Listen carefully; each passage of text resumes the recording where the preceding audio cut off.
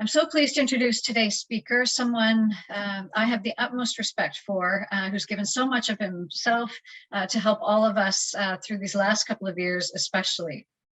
He's as a veteran ER physician and one of the country's most trusted medical broadcasters. Dr. Brian Goldman's playing an important role in educating, addressing concerns, and dispelling misinformation during this COVID-19 pandemic, and showcasing examples of kindness and teamwork along the way.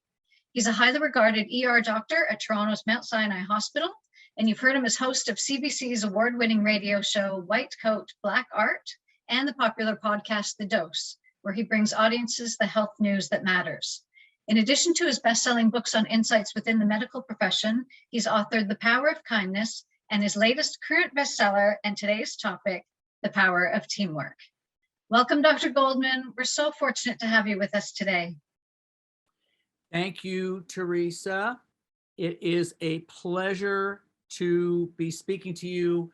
And, I sincerely hope that we are getting somewhere near the end of this pandemic. Although, I have to tell you, as we speak, I'm dealing with a close family member who has COVID, which means I'm in self-isolation right now. So I want to tip my hat to my colleagues at Sinai Health System who are working because I can't. I'm on an accelerated return to work protocol, and I'm trying to be very, very careful in my period of self-isolation. I'm going to be talking about the power of teamwork, and I wrote the book in large part because I found that patients and medicine itself has become so complex that you need a team, you need team cognition to be able to handle the sheer complexity of the various diagnoses that patients have, the treatments that they have, the side effects of the treatments, the interactions of the treatments that they have. So there was this professional interest in talking about the journey from me to we in healthcare. But it turns out that a personal life crisis was what really propelled me to find the heartbeat of the book. And I just want to share some of this with you. It was life throwing me a curveball starting in 2019. My sister was diagnosed with dementia.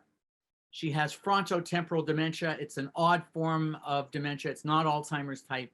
It was considered young onset. And in fact, the diagnosis was made in 2019, but it was going on. It was clear that something was up for about 2 or 3 years prior.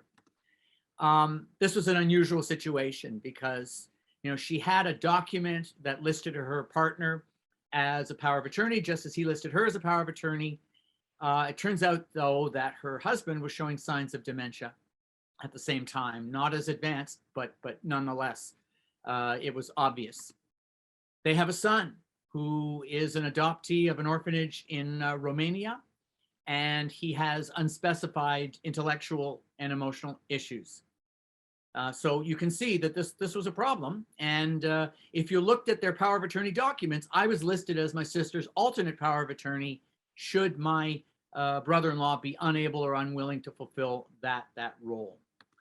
And as part of his dementia, my brother-in-law tended to fight me every step along the way, didn't want the situation to change, had difficulty with executive function, hadn't sent hadn't taken my sister to a physician, hadn't arranged for dementia care, hadn't done the things that we take for granted among us, the people who have dementia, who have partners with dementia. Usually there's a partner who is providing all the executive function. None of this existed in this situation. And it was increasingly difficult for me. So not only was I trying to provide care for my sister, but I was trying to navigate a very problematic situation with my brother-in-law. And my low point was that I had many sleepless nights. I was suffering from chronic stress. I was irritable. And it was beginning to spill over into my own family life, and it was beginning to spill over into my professional life. I don't have a lot of time to talk about this, but you get the picture. And slowly but surely, I began to cope with the situation. I developed something called Brian's Rules, and I want to share the rules that I developed. The first one is figuring out what you hate doing and either pay somebody to do it, and if you don't have the resources, beg, borrow, steal, find somebody who's willing to volunteer, find somebody with expertise, use your 6 degrees of separation to find somebody who knows somebody who can maybe provide advice, who can help you out. I'm amazed. I've been amazed along the way at the sheer number of people of goodwill who just want to pitch in and who can help. The important thing is not that you pay for them. It's that you understand what you don't want to do and find somebody else to do it. The second thing, this is from, I believe it's Voltaire. Perfection is the enemy of good. If you tend to not do things or want to do things but stop doing things, taking courses of action because you're terrified that they're not perfect, ask yourself this question, which I learned to ask myself. Are you better? Is my sister better today because I'm around? And if the answer is yes, then don't beat yourself up. And don't be dissatisfied. The third rule, I don't have to say it. You can read it. Know where you end and the other person begins, or where the other person ends and you begin. Don't drown in their sorrow. Actually, this is something that my sister and I promised that we would do with our father, who tended to be very morose as he looked after our mother who had dementia. Those are the three rules. And then along the way, I discovered there was a fourth rule. Embrace the power of teamwork. And slowly but surely, I began to assemble a team, and I'm just showing you how huge this team is. My partner, Tamara, who visits my sister once a week and feeds her a meal. St. Elizabeth, a lot of people can't afford private personal support workers, or they, use their networks and their contacts to find somebody they can pay cash at a lower rate. All of that is important, and use it. I hired St. Elizabeth because I realized I didn't have the time to be the constant navigator of my sister's journey through dementia. So St. Elizabeth helped. Shina, the case manager. Jane Voke, who was the social worker, who was the program manager. The PSWs, Christine, who's been around even now. The technical support that they provided. The interesting thing about that is that they told me that my sister, who qualified for publicly funded services, that if I asked the Lynn to designate St. Elizabeth as the provider of her publicly funded services, that would pool the resources, all of the PSW hours, public and private, into one agency, which would allow one or two caregivers to provide many hours a week of care. So that's free of charge. So you don't have to be rich to be able to embrace the power of teamwork. And they gave me access to podiatry and an occupational therapist who did a safety visit in the home, day programs, geriatricians, my sister's friends. My sister's friends, we formed a WhatsApp, and it's called Joanne's Team. And they were the first people to warn me that my sister was malnourished, that she was losing weight, that she was losing mobility. And I have continued to use them as a distant early warning system of problems. I don't have a lot more time to talk about this, but you get the picture. This is the power of teamwork. Let's talk about you. This is the question I ask at the beginning of the book. Are you part of a group or part of a team? And this is the penetrating question that permeates the entire book. And by a group, I mean a group of individuals, mostly motivated by self-interest, who don't help one another, who are more interested in making themselves shine, sometimes because they win awards, and sometimes at the expense of other members of the group. Because there's two ways to make yourself shine. One of them is to win awards, and the other one is to make other people look bad. Is that the ethos of the group? Do you help one another in need? Do you articulate, or have you articulated team goals that are not my goals? Yeah, I want a promotion. I want a bonus. I want awards. I want everyone to know that I'm wonderful.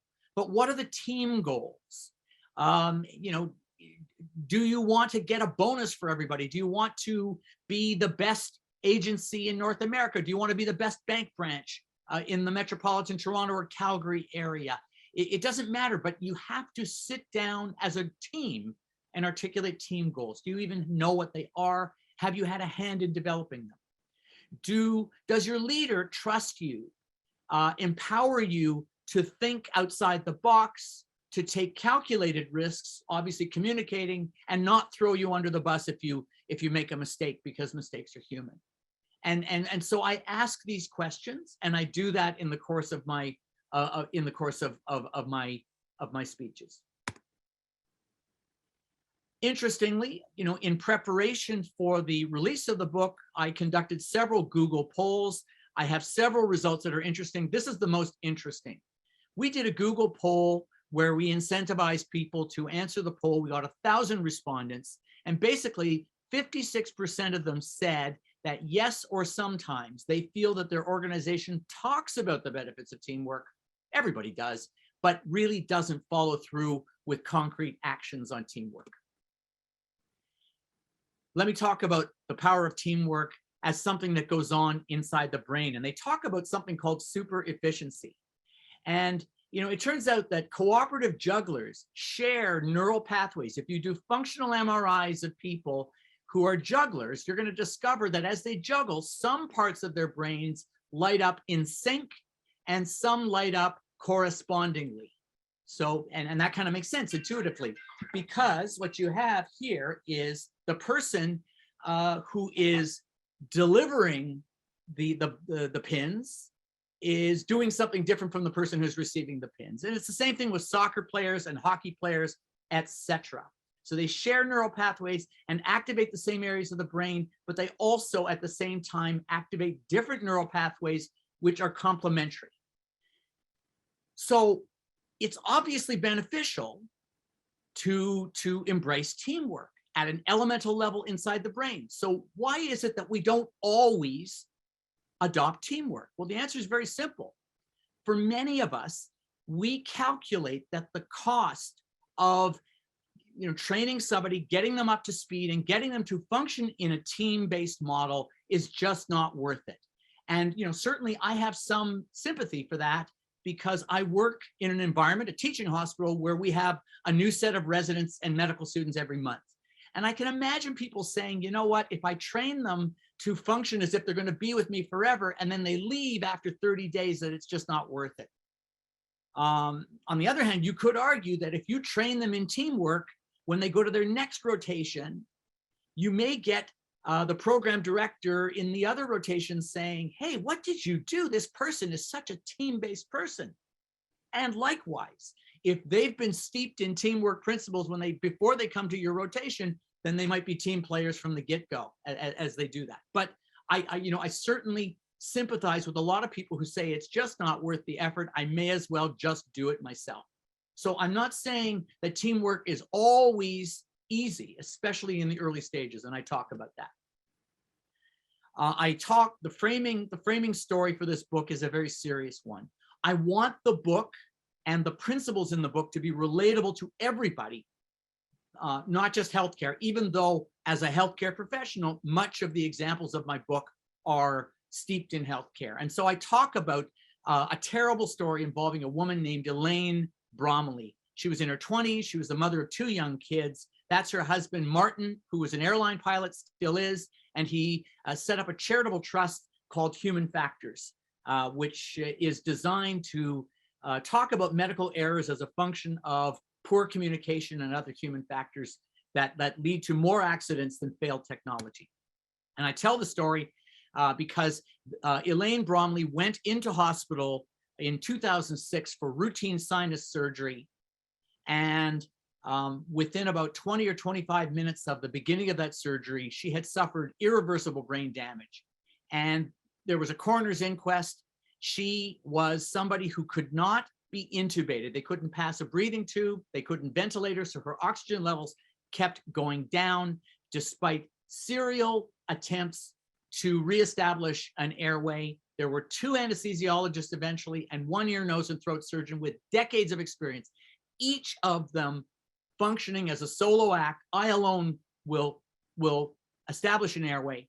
They never worked as a team. There was no leader in that room. There was no situational awareness as a result. And those 3 skilled professionals failed to work as a team. And I talk a lot about that example in the book and in my speeches. And, this is what Martin Bromley has had to say, that if they had spoken to one another, there was a moment when a nurse in a very quiet voice walked into the operating room where they had spent 15 minutes trying to establish an airway, and her pulse oxygen levels were in the 40s, which meant that seconds were counting to reestablish her airway or she would have brain damage. And she said in a very still, small voice, "I've brought in the surgical airway tray, a tracheostomy." What she needed was a tracheostomy. She needed a leader in the room to say, "What's going on here? Why can't we do this? What do we need to do?" But that did not happen. And I use this example, this very sad example, as an illustration of the consequences of lack of teamwork. You know, for you, it may be lack of productivity. It may be lack of job satisfaction, a lack of a sense of joy and ecstasy in what you do. But sometimes, and in some examples, it can be life-altering or life-threatening. Let me ask you something. Are your regular meetings the place where great ideas go to die? There are many reasons why, and you know, I talk about that in my speeches and in the book, and I talk about ways of reversing that. And this is one. It's improv. It's an exercise that you may have heard of called yes and. And in the exercise, and I take people through the exercise. I can do it in front of 1,000 people, or I can do it in a group of 5. And basically, it's an exercise that's taught in improv comedy where you have 2 people who are on stage. They're given an improv exercise. They're given a weird or a colorful scenario, like you know, the first landing on the planet Pluto. And one person of the 2 people on stage says something about that, a riff, an observation about that. Whatever that person says, the second person on stage beside them must support them. And they support them by saying yes and. Yes is implicit agreement, acceptance of what the first person said, and then they build on it with another observation. And whatever they say, the next person, the first person, has to say yes and they go back and forth.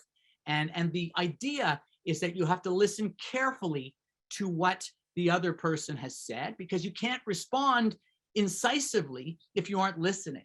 And so if you have, and I relate this experience to our meetings, you know, if you have a meeting where, you know, somebody suggests an idea, it may be rough, it's an idea, and somebody says, yeah, but we tried that last year and it didn't work. That's yes, but. That's an idea killer. Or worse, you're the most junior member of the team. Why don't you come back when you've got 5 years under your belt and earn the right to make a bold suggestion like that?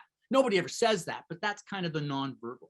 And I talk about how to unblock that and have meetings that are more productive.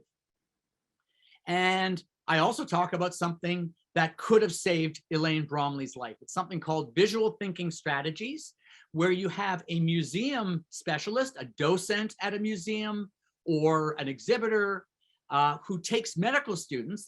That's Alexa Miller on the left, and she's posing questions to a bunch of medical students. Or you can take allied health professionals, or people from an ad agency, or people from a dentist's office, or people from a not-for-profit. It doesn't matter. You take them to a museum, you plunk them down in front of a work of art.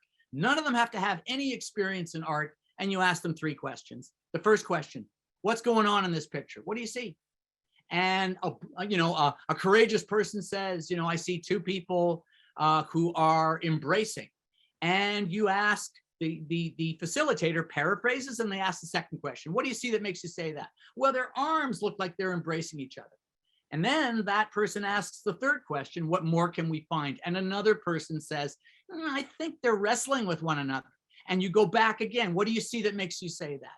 What you're doing by this is creating 4 things, actually. You are encouraging critical thinking, because people aren't just saying what they see, but they're saying what they see that makes them say that. The second thing is it reduces premature closure and other cognitive errors by asking what more can we find. And in fact, it's fascinating to watch a VTS session in which the group thinks that it's the first person's suggestion, and then another person says something and they swing to the second person's opinion, and then they swing back. And over time, their interpretation gets richer because it goes from individual cognition to team cognition. And most important, it creates a safe space for everyone to say what they see. So, that's something that you can use in your meetings, just as you can use improv. And you can also use it in critical situations, whether you're working at a power plant or on a plane that has an engine that flames out, or whether you're in the operating room looking after someone like Elaine Bromley, who could not be intubated or ventilated. And I talk in the book about lessons from aviation, crew resource management, CRM. This is a training procedure for environments where human error can be deadly.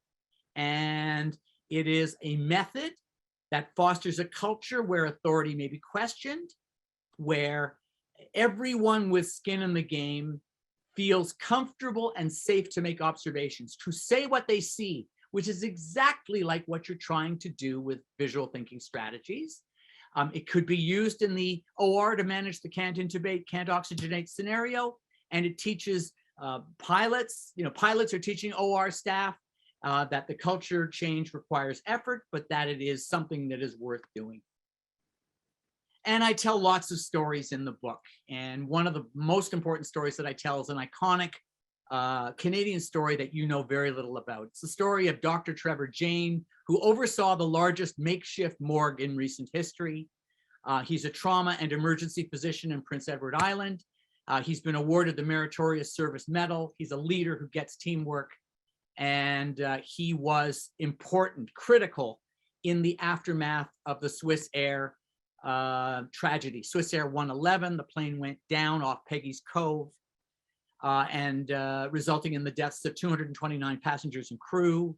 And he, as a senior medical student, as a 28-year-old, who was in the military reserves, he was in the West Novies, and he was in his last year of medical school. He had volunteered with a pathologist at a local hospital in the Annapolis Valley. And because he had that meager experience in pathology, he was tasked with running this temporary mortuary. Eventually, there were 12 autopsy stations.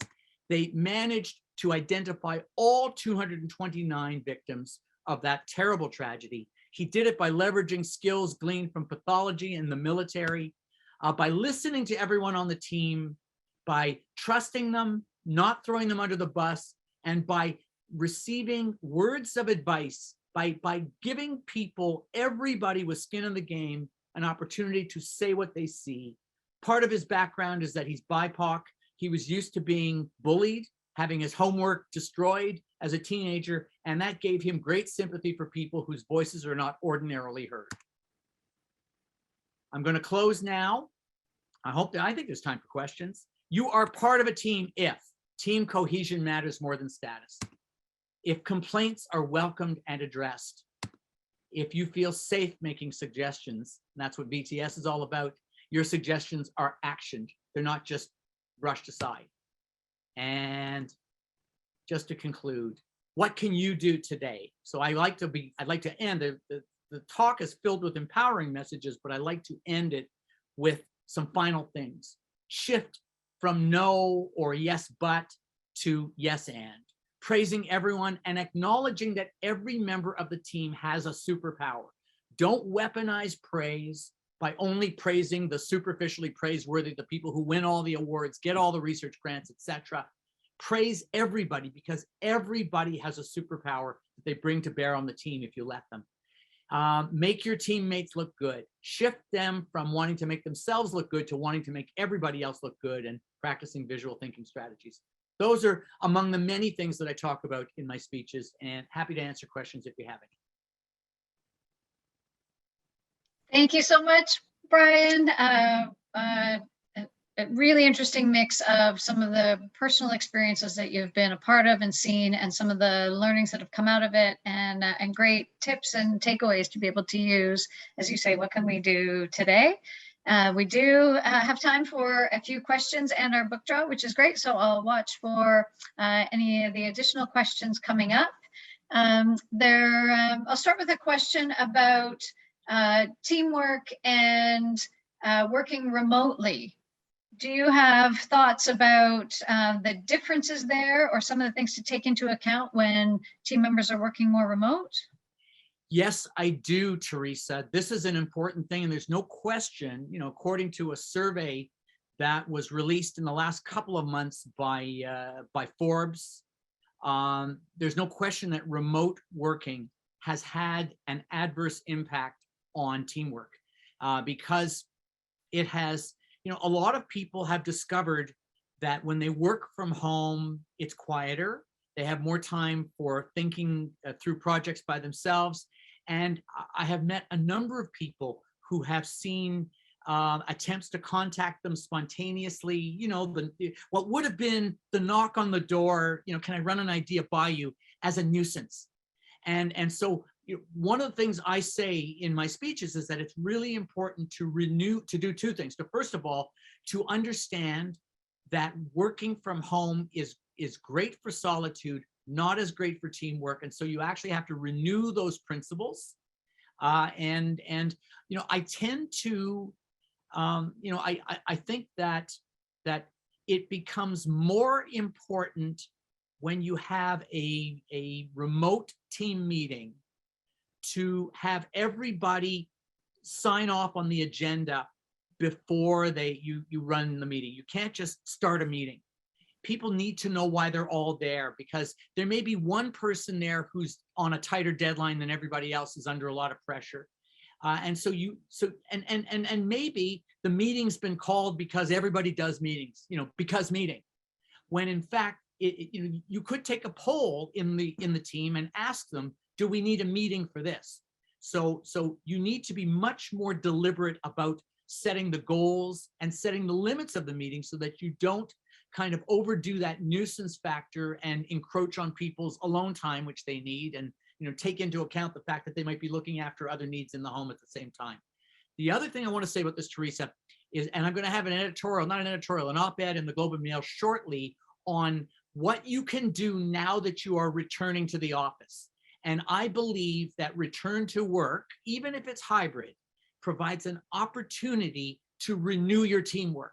And I would do fun things like, why not reintroduce yourselves to one another? So that's one thing you could do. A second thing I would suggest is that you could have everybody in the group articulate the superpower of somebody else on the team, not themselves. Don't sell yourself. So that everybody understands not only that everybody has a superpower, but that it's recognized and it's recognizable. And renew your attempts to articulate and develop team goals and promulgate them. So as you can see, this is a very rich area for conversation. Yes, you've given a lot of thought and some great ideas right off the top. Thank you. I'm going to roll together a couple of similar questions, asking about how do you develop a positive teamwork environment when the current culture is not that cooperative, or there's large egos involved? Yeah, terribly important question. So you can't change everything. Remember, one of Brian's rules is perfection is the enemy of good. So where do you begin? You begin by being a team player yourself. And so if you're a leader, you are in an ideal position to have greater influence on team building than the followers. It doesn't mean that you have all the influence and followers have no influence. So if you are a team leader, you can discover that, first of all, you can watch Anson Mount as Captain Christopher Pike on Star Trek Strange New Worlds. It's on right now. If you want a beautiful demonstration of team leadership, that means doing research on your team, knowing their superpowers, discovering their superpowers, giving them leave to take risks and not throwing them under the bus. Just watch him. That's the first thing. So that's leadership. And that means giving people safety and permission to say what they see, however bad that might be, and taking what they taking what they say seriously and actioning it if necessary. If you're a follower and you're in that kind of culture that you've described, Teresa, I think that one of the things that you can do is just be the best team player you can, which means offering to help other people. It means supporting the leader, even if the leader is not so team conscious, is not so team oriented, or maybe is part of that culture that you're trying to change. So you can't change the culture by snapping your fingers, but you can be a breath of fresh air. And that's the best that I can say. So come to my talks, learn what to do, and at the very least, do it yourself. Thank you. Thanks for that question, Drake. And we have another question about some of the stages of building a team. And do you have any advice for when you're stuck and there feels like there's no end in sight, especially if you're stuck in that norming, storming kind of stage? Yeah. Well, you could take everybody to the art gallery and practice VTS. Let's start with, what do you see? And you know, I would somebody has to get the ball rolling, and usually when I'm in teams that appear to be more like groups of individuals, I will get the ball rolling by being vulnerable. And I'll make a vulnerable observation, like, you know, I'm feeling a bit anxious now. It's been blah blah since we did this, or I'm feeling really tired. I had a less than agreeable conversation with my partner. Whatever, fill in the blanks. Or I was really frustrated with some aspects of the way the last project or the last quarter or whatever. Put it in your own frames of reference, and I just wanted to know, you know, what other people see. So now you're asking VTS, what do you see? And somebody says, I see this. And what do you see that makes you say that? And what more can we find? And just keep doing that, and you're going to find that a team consensus might start to build. That's how I begin the process. Thank you. And as you touched on being vulnerable yourself, which you did right off the top of this session, and we wish you the best for your family as well. We do have one last question from Beverly along those lines. Any tips about how to advocate for parents in care homes? Oh, that is such a great question. So I'll give you 3 or 4 tips right off the bat. First of all, make contact. Show that you are part of the solution and not part of the problem, that you're helpful in whatever way. When they say to you, we need more laundry detergent to wash their clothes, we need more, whatever it is, hand cream, body wash, whatever, shampoo, whatever, you know, diapers, whatever it is, provide it quickly, boost, whatever it is. I'm listing all the things I have to provide for my sister. That's first. Second, know their names, know the names of the caregivers. There are no hey yous there, and I'm sure you're doing that anyway, but just speaking to people using their first name is a huge piece of establishing a relationship with them. And then ask, how can I be more helpful? And then you're slowly building towards, you're building a solid relationship where you can say, not in a demanding way, but ask a question, how do I get this done? Like, for instance, my sister, they told me that my sister has, when they try brushing her teeth, her gums are bleeding. She hasn't been to a dentist for 5 years. I'm sure she's got bad gingivitis and it's causing painless bleeding. And so, I needed to know, so I asked them, so it sounds like she needs a dentist. How can I get her to a dentist, given the fact that she's got mobility issues? So rather than saying she needs a dentist and you need to send her, I put it in the form of a question. When you put it in the form of a question, you're actually, what you're trying to do is activate not the emotional centers, but the curious center. Activate people's curiosity, because when they're curious, when they ask curious questions, good things happen. Thank you very much. And that is one of our core values, encourage curiosity, that we're actually focusing on these 2 months. So I think that's a great note to end on. And for those curious about a copy of Brian's book, I will do the book draw right now. Here we go. We have inputted everyone's names who's RSVP. We will spin and see.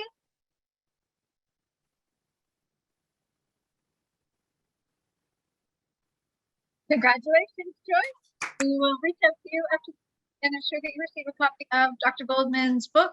And thanks again, Brian, for everything that you're contributing to help so many of us personally and professionally. And to all of our audience for joining. We hope you had an insightful session with some valuable takeaways. We will see you again soon. Take care, everyone.